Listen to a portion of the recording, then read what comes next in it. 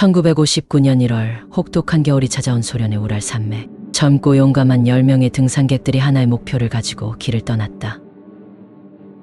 그들은 대학에서 만난 친한 동료들이었고 모두 경험이 풍부한 등산가들이었다.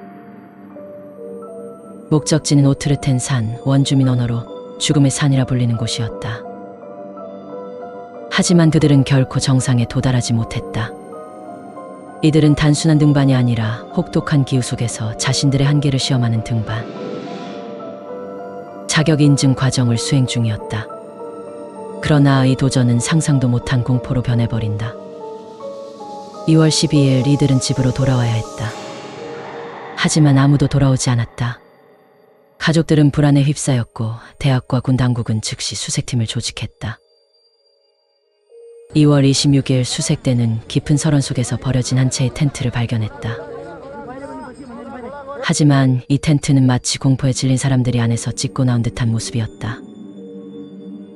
발자국들이 텐트에서 멀어지는 방향으로 이어졌고 눈 속으로 사라졌다. 수색대가 주변을 조사하자 충격적인 광경이 펼쳐졌다. 텐트에서 약 1.5km 떨어진 곳 얼어붙은 두 구의 시신이 발견되었다. 그들은 속옷 차림이었다. 마치 뭔가에 쫓겨 급히 도망친 듯한 모습이었다. 주변을 더 수색하자 또 다른 세 구의 시신이 텐트와 나무 사이에서 발견되었다. 이들은 눈 속에서 서로를 향해 기어간 듯한 자세였다. 하지만 얼굴에는 공포에 질린 흔적이 남아있었다.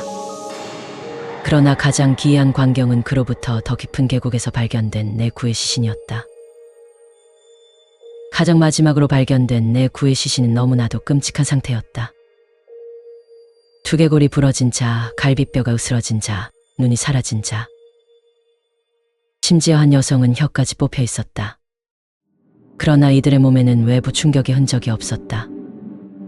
마치 자동차 사고처럼 내부에서 부서진 부상을 입고 있었지만 피부에는 큰 상처가 없었다. 더 이상한 점은 시체 일부에서 방사능 물질이 검출되었다는 것이었다. 군과 정부는 이를 철저히 감추었고 이 사건은 곧 극비로 분류되었다. 그들이 텐트에서 무언가에 쫓겨 도망친 것은 확실하다. 하지만 무엇이 그들을 그토록 공포에 몰아넣었는가? 여러 가설이 제기되었다. 눈사태, 그러나 눈사태 흔적이 없었다. 군사 실험, 실제로 사고 당시 이상한 불빛이 목격되었다. 초자연적 존재, 일부 탐험가들은 예티와 같은 생명체를 언급했다. 음파 공격, 산에서 발생하는 특정한 저주파가 극심한 공포를 유발했을 가능성도 제기되었다. 그러나 이 사건을 조사한 사람들은 하나같이 입을 닫았다. 그리고 소련 정부는 사건을 강력한 자연력의 결과라는 모호한 이유로 종결지었다.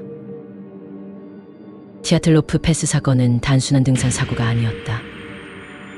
마치 그 산속 어딘가에 무언가가 그들을 기다리고 있었던 것처럼 사건 발생 60년이 지난 지금도 이곳을 찾는 탐험가들은 묘한 소리를 들었다고 증언한다.